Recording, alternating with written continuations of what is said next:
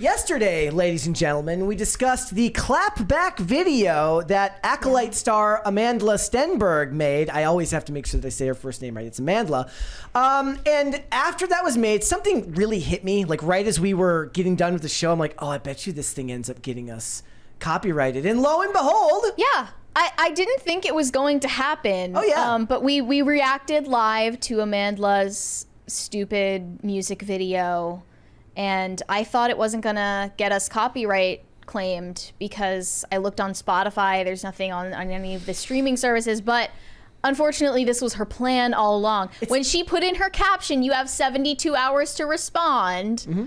That was our response. And now she's trying to suppress the people who are criticizing her once again on YouTube. The really duplicitous part of this is that, you know, because it's music, it's instantly like, you know, copyright claimable. Uh-huh. And so like the reason that she put out a music video was so that she could like instantly take down and hurt anyone who played the video to criticize it. Exactly. It's very, very like, I'd almost say dark side-ish. It is a little bit dark side. It's a bit like the dark side. It's funny because now it'd be hilarious if this like sparks a trend where everybody, like Rachel Zegler starts releasing diss tracks every time we make a video about her. I'd actually be kind of here for it. It's unfortunate that one interview of her from 2018 was the one of a few that went really viral when Acolyte was first starting to get pushback, because she's right, technically, that interview was not press for the Acolyte. It was for a completely different project. But people were posting it as evidence of what kind of person she is. The same thing happened with Brie Larson with her comments from that award show. Okay, right. That had nothing to do with the promotion for the Marvels, but your reputation as an actor matters. And every time you get hired for a project, the casting director and the studio, your producer should be saying, what is it that you've done that can come back to bite us? And she's using that now as a way to say, oh, all of the people hating on the Acolyte are using misinformation and they're splicing together interviews that are out of context to make me look bad. But then she's not addressing at all, first of all, the actual critiques of the show and her performance in it, which is trash. Mm-hmm.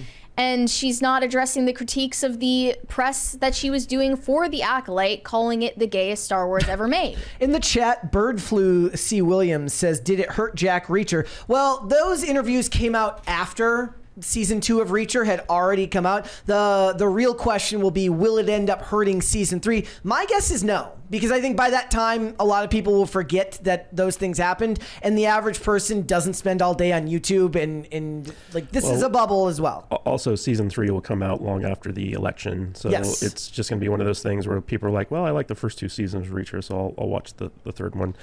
But I think he really did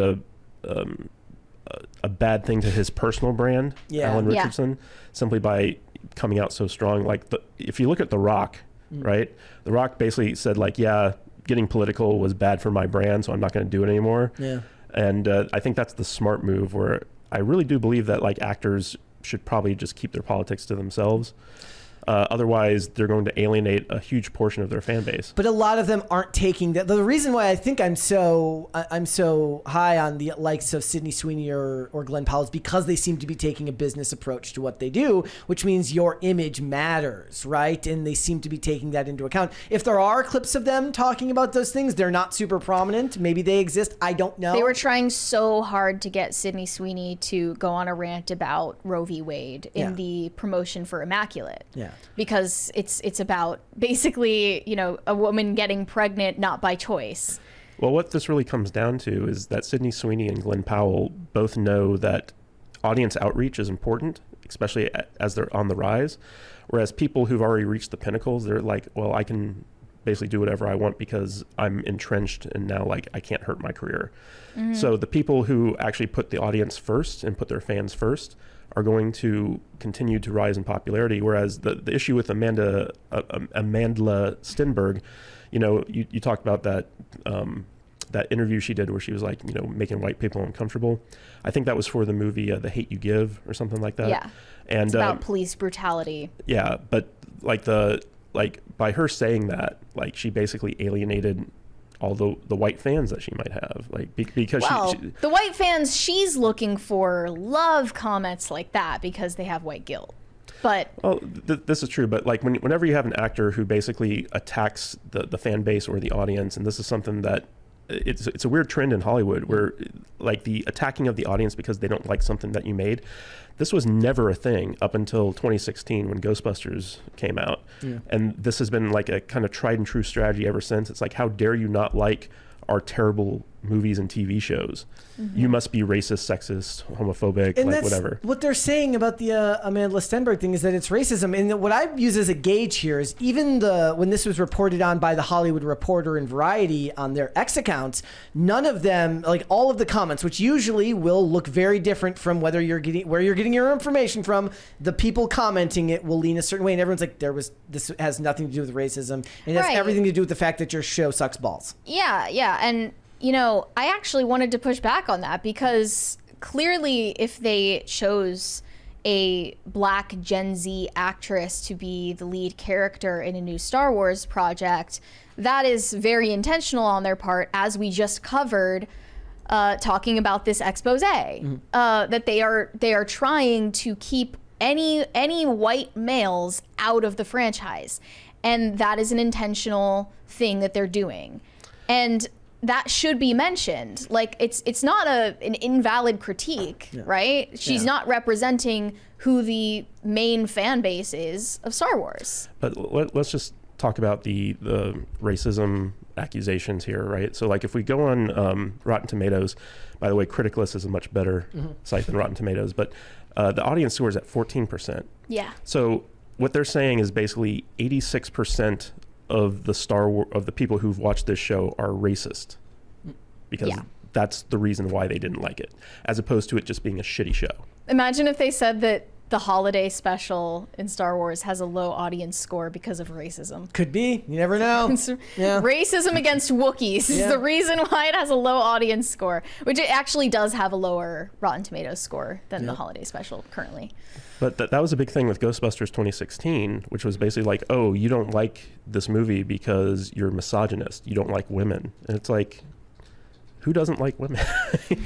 like there are plenty of movies out there starring women that people go to and enjoy. Yeah. The funny thing about it is, and they'll never admit this, but people like it when you take responsibility for something, right? So if the show doesn't do well, you gain so much more traction if you're like, look, we swung, we missed, it didn't go the way we wanted to, we'll look to do better next time. That's not a very complicated statement to make, and instantly endears yourself to even the most hateful or like the most critical of people that, watch your work. Well, there also used to be a time in Hollywood where they actually cared about the audience because they were profit motivated, right? Yep. So they wanted to give the audience what they wanted. Whereas nowadays it's more about the message. They're message oriented.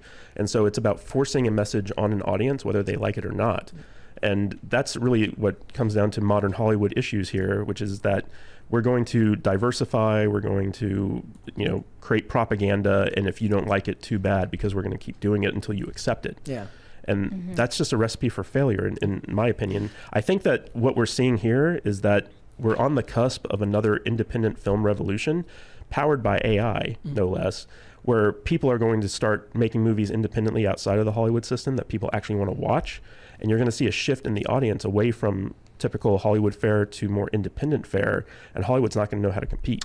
My question will be, will Hollywood work to keep those movies out of theaters? So I feel like the landmark moment will be when some of these independent films that do use technology like that start taking up spaces at You don't theaters. have to do theaters anymore, though. Like, the distribution model's changed, right? Like, you could get your movie up on Tubi. So this is something that I was talking about with somebody else recently, and it was when they made Anyone But You, they talked about how they were offered more money and more control if they made it for a streaming service, and they turned it down because it wouldn't have the cultural relevance if it went to a streaming service. There's still a certain level of cachet and importance that's attached to going to the theaters to get your movies. And this is true, but you got to remember that COVID really threw like the old school distribution model for a loop, because now the studios don't have this kind of sway in theaters that they used to, and theaters are on the ropes, and so they're more willing to like have independents come in there. But at the same time, like YouTube is now like it gets more views than cable. It gets more views than regular TV. And so independent filmmakers can actually put their stuff on YouTube. Yes. And reach a much wider audience than anyone. I mean, look at some of the theaters. Batman fan films that do like or crazy that numbers. Wolverine fan film that just came out with the Viking Wolverine. That thing was amazing. Thanks for watching. Listen to full episodes of Pop Culture Crisis on Spotify. Keep up with us on social media and make sure you subscribe and ring that bell so you never miss the show. Bye, guys.